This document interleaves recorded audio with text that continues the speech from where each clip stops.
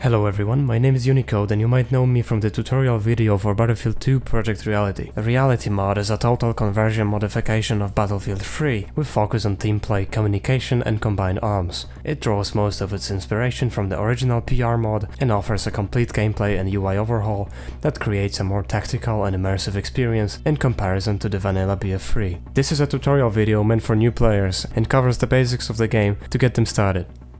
In order to install the mod, a legal copy of Battlefield 3 with all DLCs linked to an Origin account is required. Even if you bought the game on another platform like Steam, as long as it's connected to Origin, you will be able to run the mod. The system requirements are slightly higher than vanilla, you can see them on the screen right now.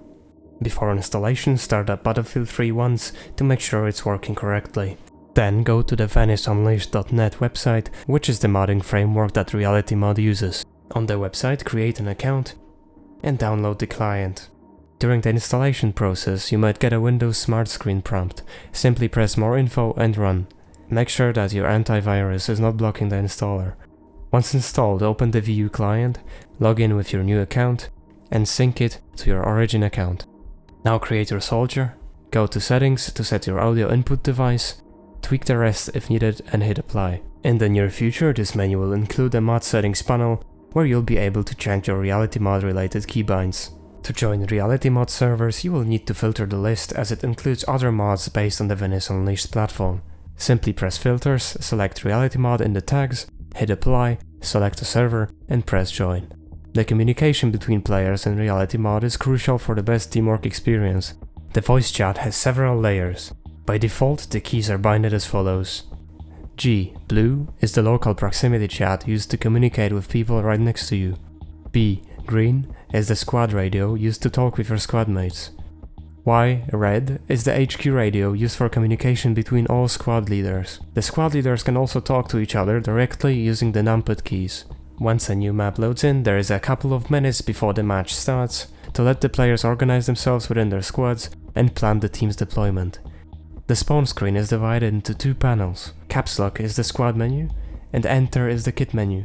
First off, you join a squad. Say hello on the squad radio and check if your microphone is working properly. There can be up to 9 squads, each having 8 players. If a squad is locked, you can press the request button, and the squad leader will be able to accept your join request. As a squad leader, you're able to manage the squad with 2 additional buttons, Kick and Promote, in case you want to transfer the lead to another player. Then we select a kit.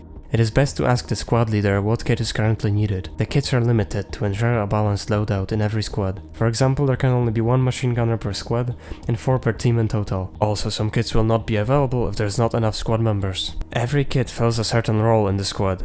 The squad leader kit, reserved for the player leading the squad, allows him to set up spawn points and call artillery strikes. The medic has the ability to heal players and himself and revive wounded players. The breacher carries a shotgun and explosives for breaching doors, walls and other obstacles. The automatic rifleman carries a light machine gun and provides automatic fire support. The grenadier carries a grenade launcher useful for clearing fortified enemy positions.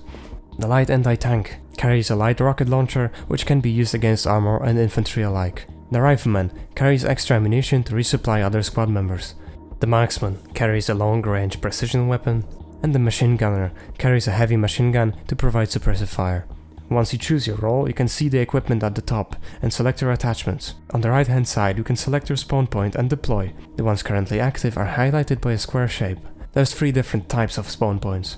The main base is always available throughout the entire match. The other spawn points need to be placed by players. Forward operating bases, which are available for the whole team. There can only be 3 of them at once. They will be disabled if overrun by enemies, and if they stay overrun for 3 minutes, they will be destroyed. Rally points, which are squad specific. They will disappear when overrun by enemies. Rally points will only last 1 minute unless they're in a radius of an FOB. Placing a rally point requires at least 2 squad members next to the SL, and a FOB requires at least 4. The advanced and secure game mode found in Reality Mod differs from the standard Battlefield gameplay. The flags have to be neutralized and capped in a specific order to push the front line back to the enemy team's main base. The flag cap radius has been increased as well as the amount of time it takes to fully capture it. Each team has a limited amount of tickets. You can drain the enemy tickets by capping their last flag. You can see how many tickets your team has left in the top right corner of the spawn menu. You can see the progress status of a capture point if you're within its radius. The in-game interface is limited to a few elements. At the bottom you can see the compass, which is used for navigation across the map and calling out directions for your squad mates. You can change its position by pressing the I key. In the lower right corner we have the stamina bar, the remaining ammunition for the weapon you're currently holding, and the fire mode that is currently selected. To change the fire mode of your weapon, press V. In the lower left corner, the names of players that are currently talking, either on the radio or locally. In the top left corner you have the chat, which is divided in 3 layers: all chat, team chat and squad chat. You can hide it by pressing the H key. The map shows your squad mates as green dots and other teammates as blue dots. Squad leaders are marked by their corresponding squad numbers. The SL can place a command marker for the squad to follow. It is visible both on the map and on the compass. Keep in mind that enemies are not visible on the map. The squad leaders can manually mark enemy positions on the map to keep the whole team updated on the current situation. In the top right corner you'll find a question mark explaining every icon. The map is divided into grids. Each grid is identified by a letter and a number, based on their intersecting row and column. Grids are divided in 9 keypads, so you can specify a more accurate location if needed. By holding T you can activate the tac rows, which contains a few options. First is the field dressing, which is available for every player. You can use the field dressing to stop the bleeding when you get shot. However, you will need further medical attention to regain full health. When you get wounded, you can remain in this state for up to 5 minutes, so the medic has plenty of time to reach you. Do not give up unless it's clearly impossible for him to get to you safely. As a medic, you can see wounded players marked with a cross symbol on the map, while dead players are marked with an X symbol. To revive a player, you need to use the defibrillator on their body, and then use the medic bag to heal them back up by holding the left mouse button. With the medic bag, you can also heal yourself with the right mouse button. Make sure the area is secure before reviving. If the body is in the open, it might be overwatched by the enemy. To ensure a safe approach, you can deploy smoke grenades between the body and the enemy to block their vision. The medics should stay in the back of the formation and focus on keeping the squad alive. If the medics get wounded, the remaining squad members need to revive them with their own kits. To pick up another kit, get close to the wounded player's weapon and hold the R key. You can pick up enemy kits to use their grenades, patches and ammo. Use the weather conditions and environment to your advantage. Running in the open will get you shot. Look at the map frequently to stay updated on the friendly's position and the general situation on the front line. Identify enemies by their uniform and weapon. If unsure, check your map to see if there's a friendly icon where you're currently looking. Make sure to call out targets for your squad mates. You can provide the location either using the grid system on the map or the bearing on the compass and approximate distance. Each squad must have a squad leader. Their main job is to direct the squad and coordinate with other SLs. As a regular grunt in the squad, it is important that you listen to and follow your squad leader.